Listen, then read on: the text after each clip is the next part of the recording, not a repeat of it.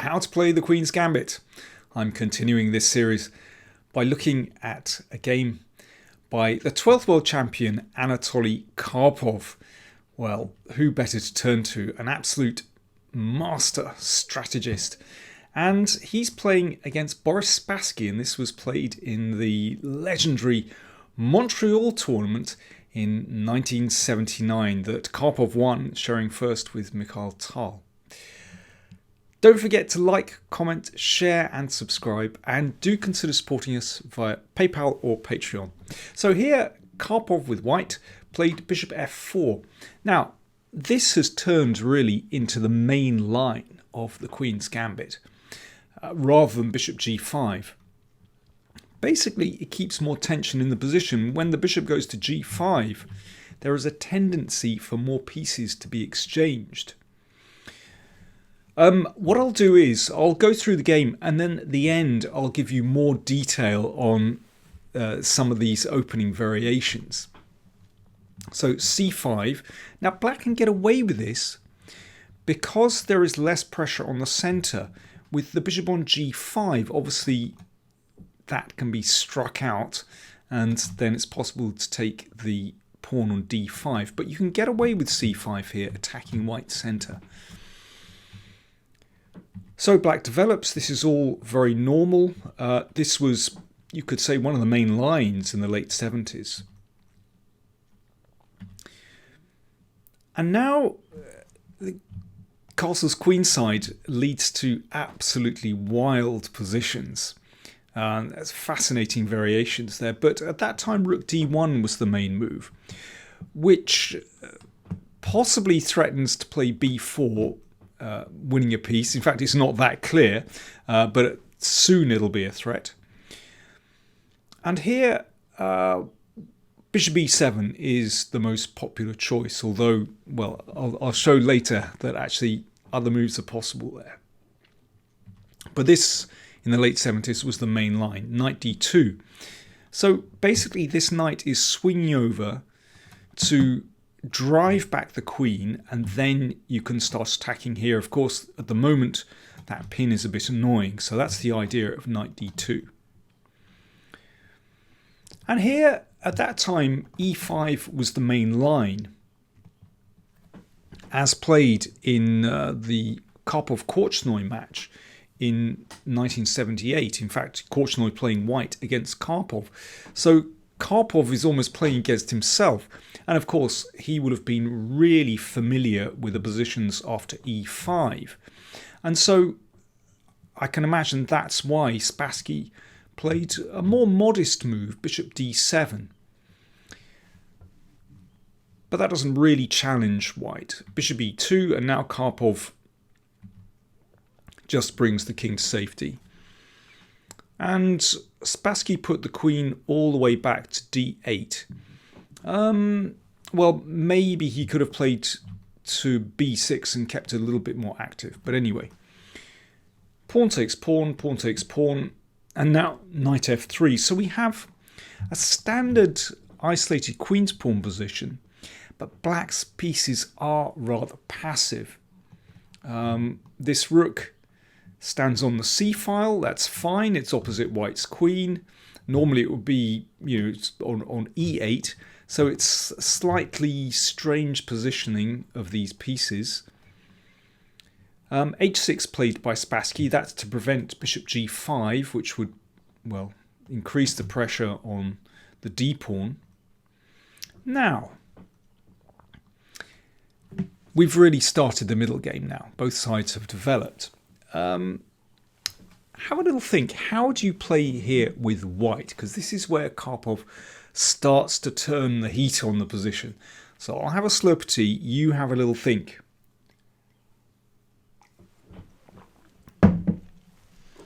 Well, the first thing to note is that white cannot take the d-pawn.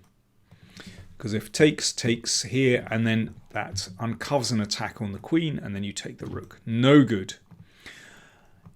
It's possible just to blockade the d-pawn in classic fashion, but actually knight e5 is definitely the most energetic move here. You might just want to take that bishop. It's a strong piece. But it's all about positioning these pieces. So let's see.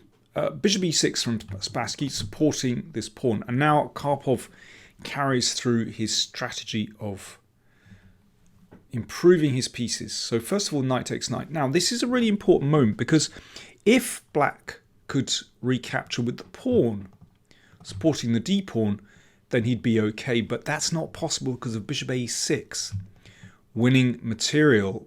You can see that rook is trapped. So Spassky had to recapture with the rook.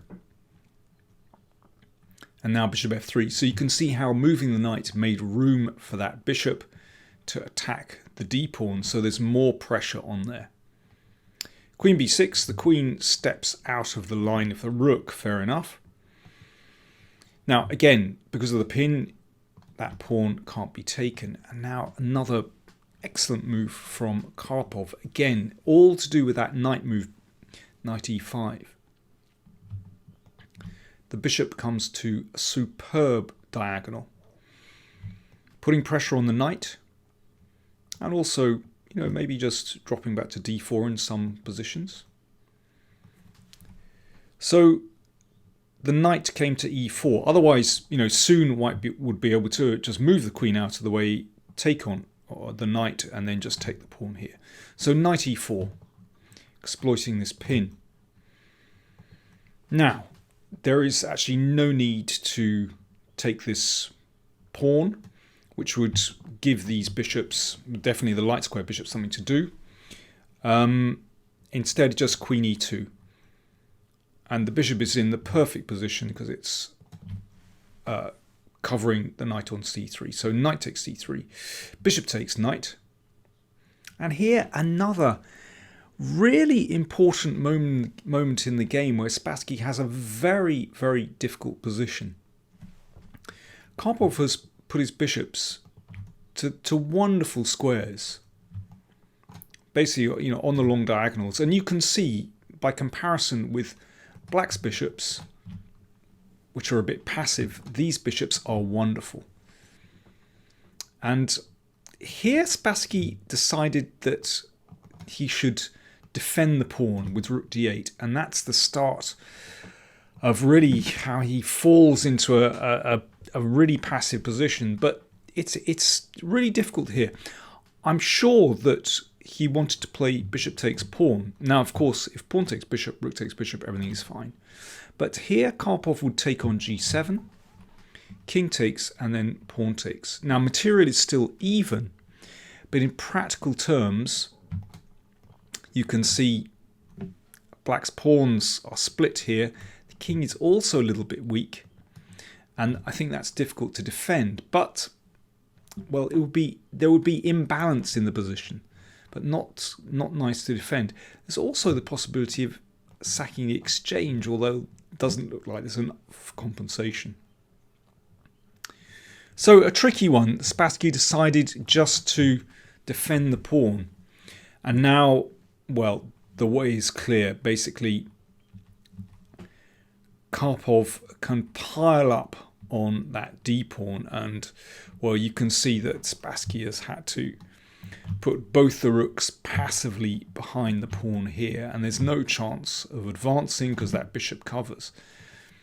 And this is just a horrible position. And now look, every single one of Karpov's pieces beautifully placed. He's got 4 pieces attacking the pawn on d5. Well, Spassky has, well, let's just, there you go, the 4 pieces. Spassky has 4 pieces defending, so it's still not possible to take that pawn. Nevertheless, well, you can see this is such a difficult position for black to defend. The only thing is, how does white make progress? Well, here is where Karpov plays a classic squeeze in the position. I really like this. So first of all, he just improves matters on the king side. There's nothing that Spassky can do here. He just has to wait passively. And now the queen comes out. Well, that's a bit annoying. There's still pressure on the d pawn. Everything is secure, perfect position on the queen side. But that starts to kind of probe on the king side. And now h3. The annoying thing for Spassky is that he isn't exactly sure what Karpov is going to play. And Karpov can just improve his position very nicely. So the king is off the back rank. He's very safe.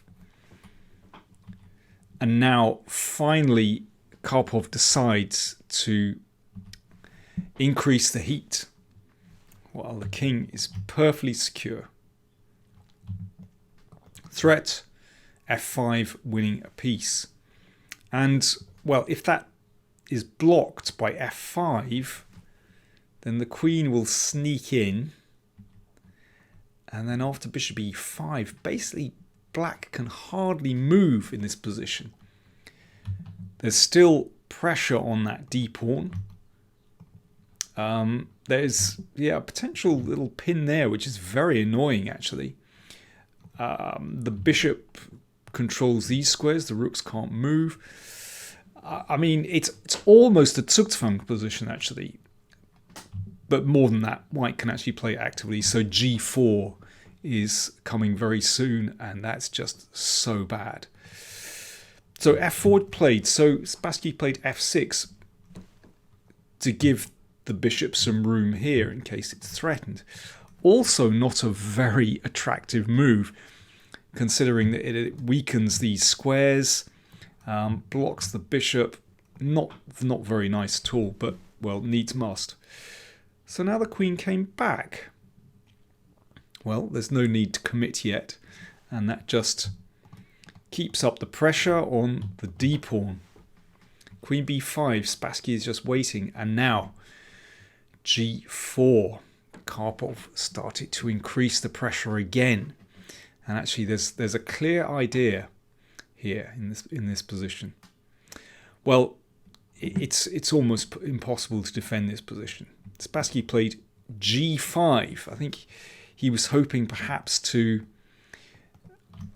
get a hit against the king, but the king just steps back. And now here's the decisive moment. The bishop is pushed away, and then pawn to e4. So this is a classic way of winning an isolated pawn. You can see that the bishop, because it's been pushed away by the f-pawn, the bishop no longer defends the rook. It's sat here. So that rook is undefended. Well, at least undefended when there's this pile of major pieces. So if pawn takes pawn, rook takes rook. Wins. So this is black's problem. You can see this strategy has just worked perfectly. e4, wonderful. So it just wins a pawn basically. Spassky steps up with the king. Pawn takes pawn. Karpov's a pawn up, and it's a big pawn to win. He has so much space now, and there is pressure on this diagonal. So now he can just switch across. Black plays bishop d6, that's the move you would like to play to blockade the pawn and maybe get some play here. But that pawn is a problem.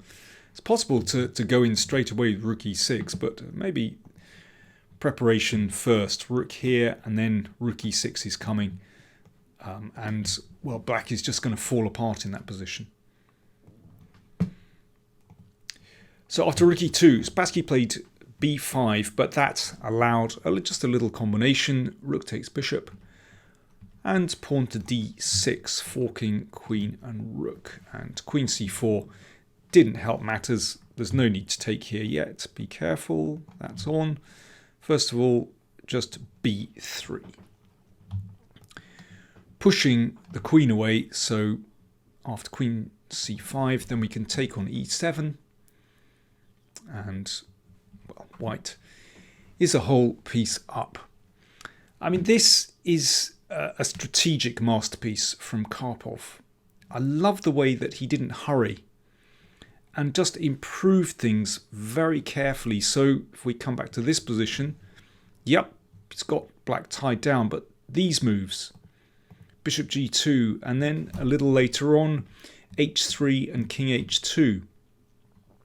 And then he decided what next to play, f4, you know, that really important move, and then the squeeze with g4 and so on. As I said, it is a masterpiece. Coming back to the opening. So as I said, bishop f4 has turned into the main line these days. c5 is a good move, but there are other options. Other options in this position. Knight d7 is one of the main moves, with the idea of c5 then, but c5 rather clamps black, but, well, there are ways to try and wriggle out of that position. And the other move, which I really like, is b6.